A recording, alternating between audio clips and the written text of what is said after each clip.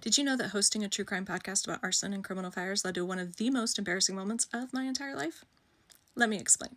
It was 2024, and we were just about to relaunch the podcast. I had several cases on my radar in which the arsonists were in prison currently, and I wanted to offer them an opportunity to comment on their own cases. So I was going to be mailing them letters, and I didn't want to give them my home address, especially because a couple of them were going to be up for parole soon. So I pack my then 8-year-old daughter into our car, and we head to the UPS store to open a post office box. And this is where things get exciting. She says on the way there, "Mom, we have a mailbox. Why do we need another one?" And I explained that I was going to be sending letters to men in prison, and I didn't want to use our home address. And I was prepared. I knew there was going to be the why follow-ups. But no, she gave me none of that. She gave me silence the rest of the way to the UPS store. Silence as I parked the car.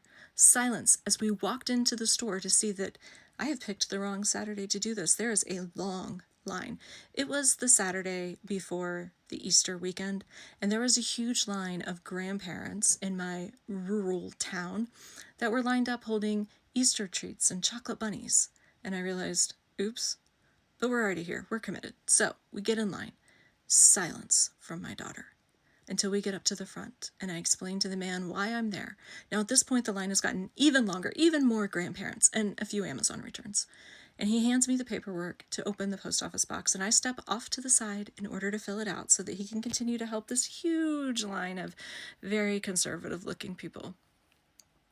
And I'm filling out the paperwork, and my precious angel of a daughter looks up at me and says, "Mommy, why do you have to send letters to men in prison anyway?" You could hear the whoosh as every head in that UPS store turned to look at me.